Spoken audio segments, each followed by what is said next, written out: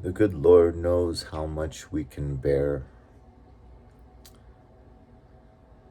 The good Lord permits, I think the good Lord permits more suffering and pain, trials and tribulations to those that have been given a special heart posture, that when you have that heart posture he gave you that is somewhat like his own, and then he permits much more pain, suffering, trials, and tribulations in the average individual, it ends up like a math equation. When you combine those two, like the first plus the second, it creates someone that is able to grow very close to him, rely upon him, and be extremely resilient in the end product, the equal sign. Because he gave me a heart posture of care and empathy and concern for my fellow man and love of my God. And then for some reason, my parents felt it was incumbent upon them to cause as much psychological scarring and as much pain as possible for me. I don't like to talk bad about them, but they serve as an example so well for what kind of pain and trauma you can go through that actually gives that equal sign, that actually improves that heart posture that the good Lord blessed you with from birth.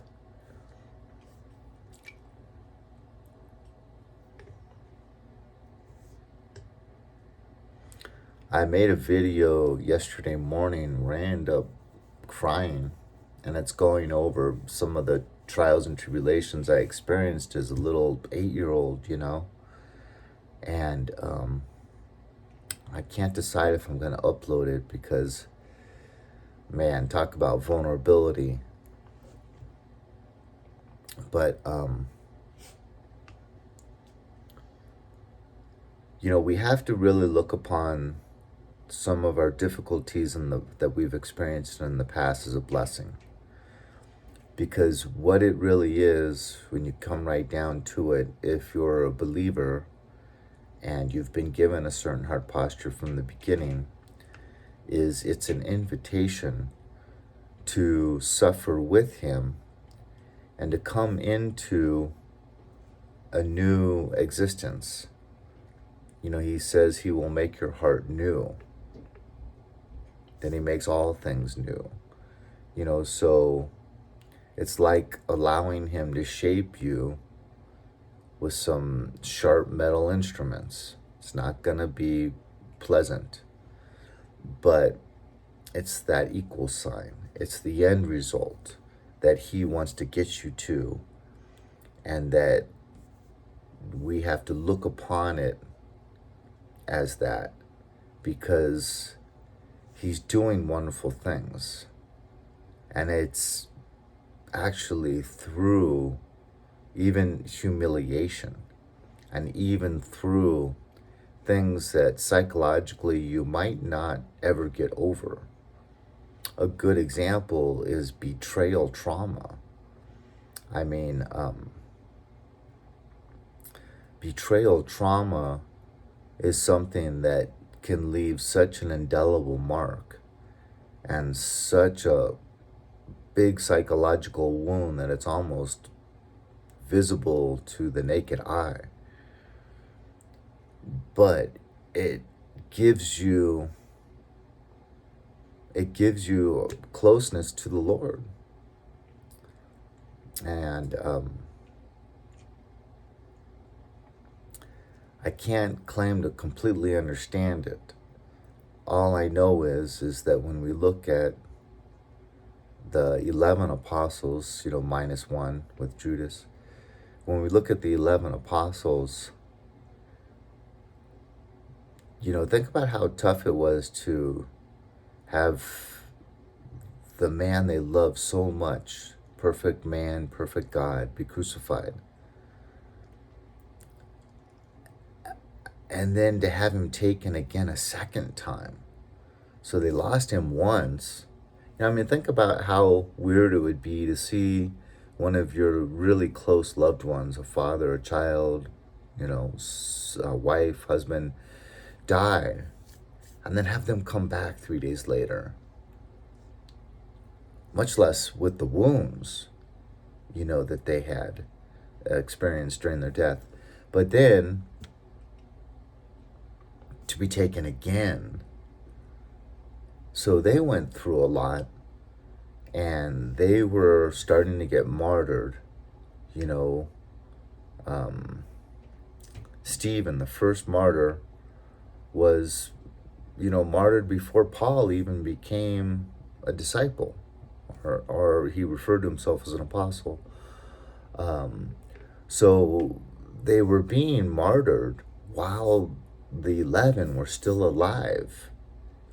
And then they see their fellow of the 11 original apostles, they see them getting martyred.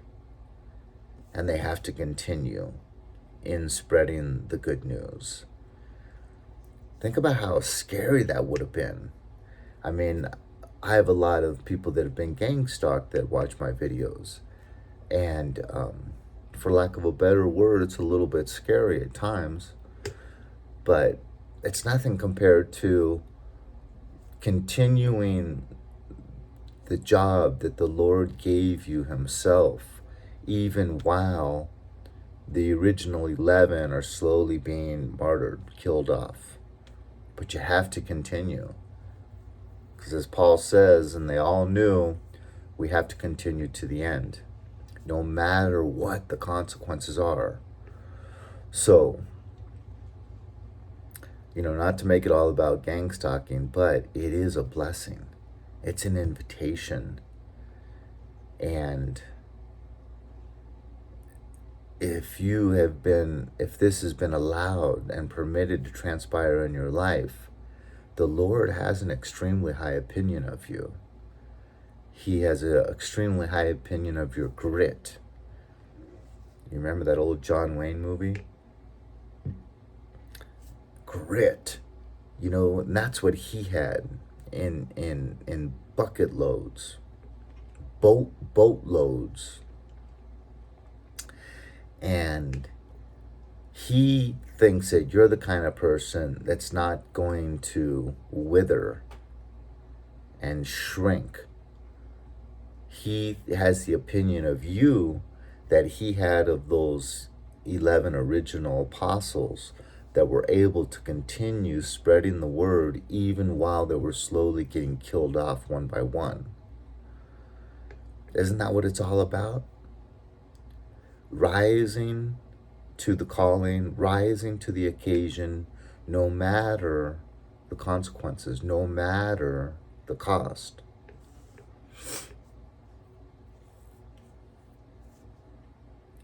Isn't that what our Lord did? Even while he was sweating blood in the Garden of Gethsemane, he did ask 3 times, "Take this cup from me, Lord, unless it be your will." And that's the heart posture we have to have. We have to be willing to subject ourselves to whatever he permits. And the worse it is, the more we should be impressed that he has that high of opinion of us, and that he is permitting this level of pain, difficulty, suffering.